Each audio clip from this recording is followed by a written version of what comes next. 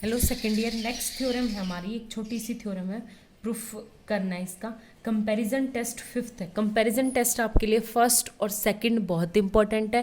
Third और fourth आप skip कर सकते हो। फर्स्ट और सेकंड में भी आप स्टेटमेंट कर सकते हो सिर्फ, और फर्स्ट और सेकंड में भी फर्स्ट वाला तो मोस्ट इंपॉर्टेंट। अगर पहले वाला समझ में आ जाता है तो दूसरे वाला ऑटोमेटिकली समझ आ जाएगा। थर्ड और फोर्थ सिर्फ फर्स्ट और सेकंड का एक स्पेशल पार्ट है, ठीक है। तो अब फिफ्थ फॉर्म करते हैं, ये पेपर में भी आता है। आपका क्या है कि इसने कहा summation a n and summation b n. मैंने n equal to 1 to infinity नहीं लिया, ये बाय डिफॉल्ट है। एन इक्वल टू 1 से क्या ले रहे हैं, n equal to 1 to infinity, ठीक है। तो ये आ गया summation b n are two series of positive term series.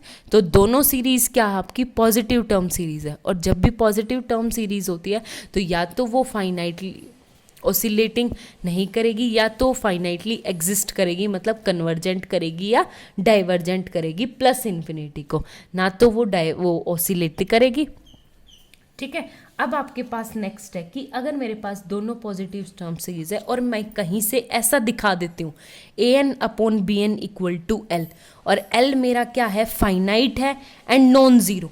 L मेरा क्या होना चाहिए, फाइनाइट और नॉन ज़ीरो होना चाहिए। तो मेरी सीरीज जो होगी वो क्या होगी, कन्वर्जेंट और डाइवर्जेंट टुगेदर होगी। यानी एक कन्वर्जेंट है तो दूसरी ऑटोमेटिकली डाइवर्जेंट, एक डाइवर्जेंट है तो दूसरी ऑटोमेटिकली डाइवर्जेंट और कन्वर्जेंट टुगेदर होगी, ठीक है। कैसे करेंगे वो देखो। अब एक बात बताओ, सबसे पहले हमारे पास क्या है कि एल मेरे पास क्या है, a n upon b n, दोनों के दोनों अगर पॉजिटिव टर्म सीरीज है, ए एन भी पॉजिटिव है बी एन भी पॉजिटिव है, तो ये है कि मेरे पास जो है limit n tends to infinity a n by b n जो होगा वो स्ट्रिक्टली ग्रेटर देन होगा किससे, जीरो से। क्यों, क्योंकि दोनों ही पॉजिटिव पॉजिटिव टर्म यानी ग्रेटर देन जीरो हो गया।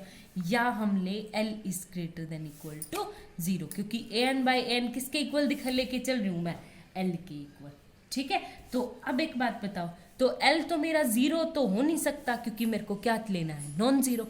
तो मेरा जो L है वो फाइनाइट होना चाहिए एंड नॉन जीरो, मतलब जीरो नहीं होना चाहिए। तो L जीरो नहीं है, तो L क्या आपका स्ट्रिक्टली ग्रेटर देन है किससे, जीरो से, ठीक है। आई बात समझ में। तो मेरे को कुछ ऐसा एप्साइलन चूज करना पड़ेगा, स्पेशली लिखो choose epsilon is greater than zero such that L minus epsilon is also greater than zero, ठीक है। ये हमारा काम है एप्साइलन चूज करने का, कि अगर मैं उसमें से माइनस एप्साइलन करूँ तो वो फिर भी क्या होना चाहिए, स्ट्रिक्टली ग्रेटर देन जीरो, क्योंकि दो पॉइंट्स के बीच में इनफाइनाइट नंबर ऑफ एग्जिस्टेंस होती है। हो गया क्लियर। तो अब एक बात बताओ, जब मेरी लिमिट है तो ये आ गया लिमिट एन टेंस टू, यानी a n upon b n, limit की डेफिनेशन लगा दी, less than epsilon for all n is greater than equal to m. अब दोनों तरफ क्या करूं, मोड फंक्शन खोलूंगी तो माइनस एप्साइलन से strictly greater than, a n upon b n strictly less than epsilon. अब मैंने क्या किया, एल ऐड कर दिया तो ये आ जाएगा एल प्लस एप्साइलन, यहाँ से ये कट जाएगा। आगे बात समझ में। तो अब एक बात बताओ, ए एन इसको रखो तो बी एन से multi L minus epsilon into b n strictly there, a n strictly less than to L plus epsilon into b n. एक बात बताओ, एल भी मेरा फाइनाइट नंबर है, एप्साइलन भी, तो इसको लिख दूँ के b n, a n as it is, ये भी क्या आ गया इसको small k into b n strictly great. अब एक बात बताओ, यहाँ से आपकी सेकंड कंपैरिजन थ्योरम आ गई कि अगर इस तरह मेरे पास एग्जिस्टेंस करती है तो ए एन और बी एन क्या होगी आपकी, कन्वर्जेंट और डाइवर्जेंट क्या करेगी, टुगेदर करेगी। तो अब आप यहाँ पे लिख दो, by comparison test of second we can से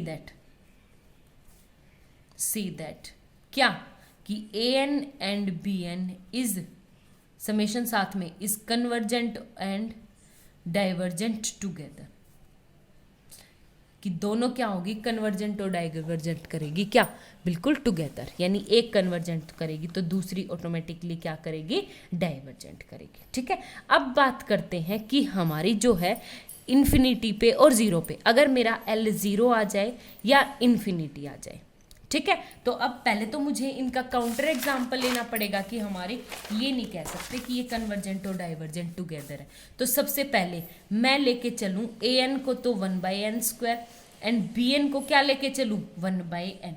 ठीक है। तो अब एक बात बताओ, ए एन अपॉन बी एन किया मैंने, ए एन ये भी पॉजिटिव टर्म सीरीज है, ये भी पॉजिटिव टर्म सीरीज है, ए एन यानी 1/n², 1/n, तो ये क्या आ गया, इससे काटेंगे तो ये क्या आ गया 1/n, और इस पे लिमिट लगाएंगे तो 0। अब एक बात बताओ, ये क्या है मेरे पास 1/n इक्वल टू 0, तो 0 टर्म आई, 0 आई, तो एक बात बताओ ए एन 1/n², ये तो कन्वर्जेंट है आपके पास, बट 1/n हमने की थी, ये क्या है आपके पास डाइवर्जेंट।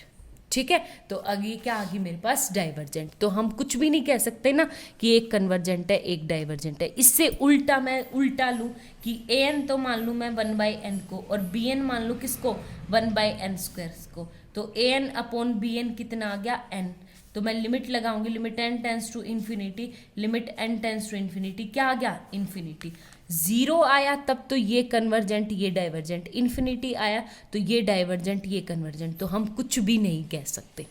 ठीक है। तो हम क्या कहें, कुछ भी नहीं कह सकते। बट नेक्स्ट जो थ्योरम है हमारे पास, वो स्पेशली किसके लिए है, वो स्पेशली इसलिए है कि अगर if a n and b n is are two series of positive term, तो सबसे पहले first limit n tends to infinity a n by b n equal to 0 आ जाए।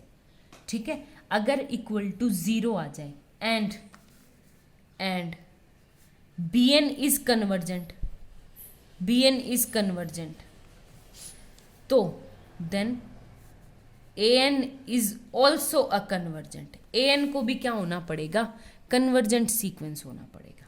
ठीक है। आगे बात समझ में। सेम ऐसे ही आपके पास क्या है सेकेंड टर्म की limit n tends to infinity a n by b n equal to infinity, अगर वो इन्फिनिटी आ जाता है and summation n equal to 1 to infinity b n is convergent divergent, then a n भी क्या होगा is divergent, हमारा ए n भी क्या होगा डाइवर्जेंट होगा। तो हमारे अब किसके ऊपर डिपेंड है, सिर्फ बी एन के ऊपर डिपेंड है। किसके ऊपर डिपेंड है, सिर्फ बी एन के ऊपर। आई बात समझ में कि वो कन्वर्जेंट है तो दूसरे वाला ऑटोमेटिकली क्या हो जाएगा कन्वर्जेंट, अगर बी एन डाइवर्जेंट है तो क्या होगा वो एक कन्वर्जेंट। ठीक है। ये इफ की कंडीशन है, इफ ठीक है। तो if a n and b n ये दोनों कंडीशन ट्रू होनी चाहिए, तब मेरा क्या होगा कन्वर्जेंट। ठीक है। Thank you.